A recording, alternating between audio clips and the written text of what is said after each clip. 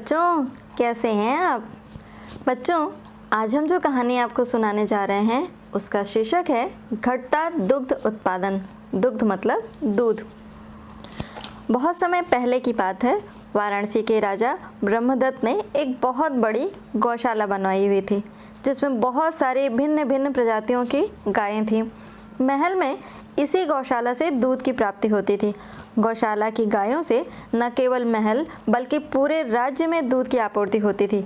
यहाँ तक कि अपरिचित अतिथि तक का सत्कार भी दूध से किया जाता था।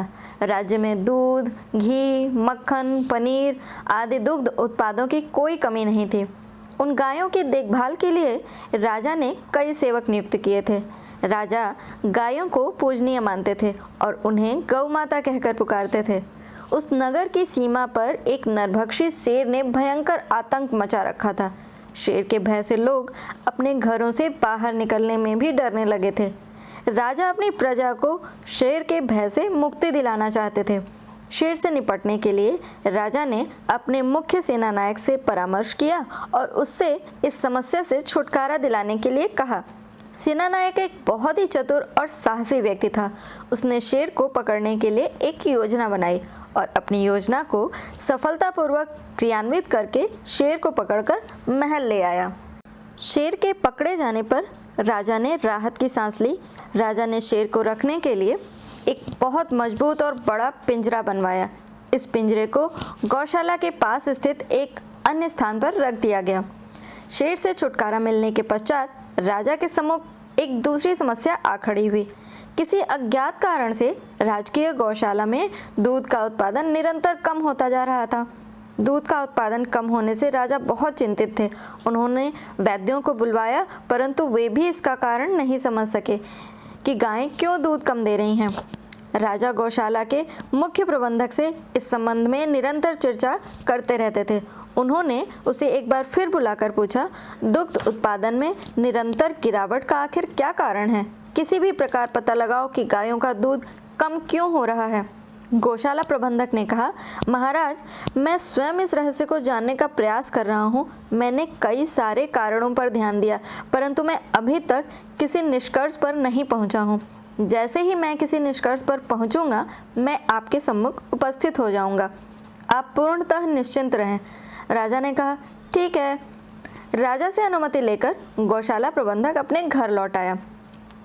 अगले दिन गौशाला प्रबंधक जब शेर के पिंजरे के सामने से होकर गौशाला की ओर जा रहा था तो वह कुछ क्षणों के लिए शेर के पिंजरे के सामने रुक गया।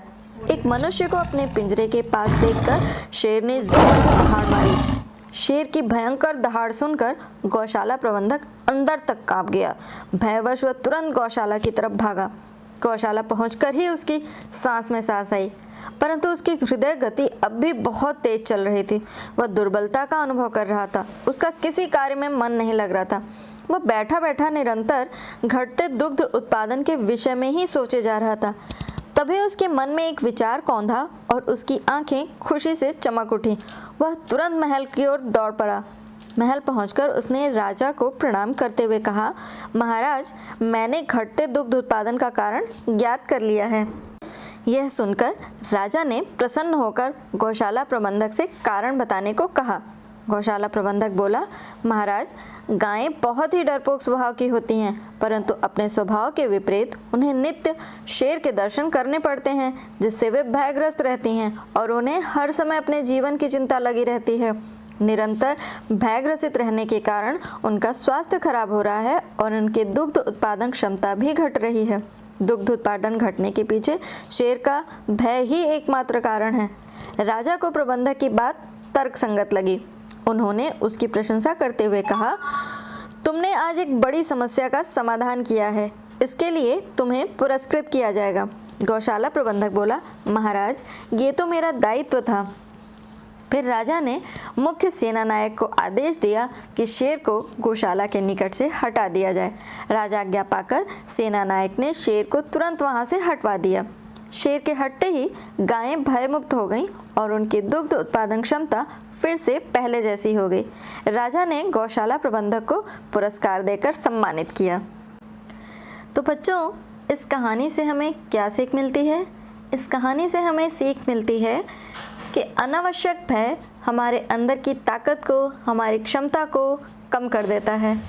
तो गाय है, एक जानवर है, लेकिन हम इंसानों को इस तरह के किसी भी भय से दूर ही रखना चाहिए। भय को अपने ऊपर हावी नहीं होने देना चाहिए, क्योंकि अगर हम डरे हुए रहेंगे तो हम अपनी क्षमता के अनुसार प्रदर्शन नहीं कर सकते। तो चलिए फिर कहानी कैसे लगे हमें ज़रूर बताइएगा। फिर मिलेंगे। नमस्कार।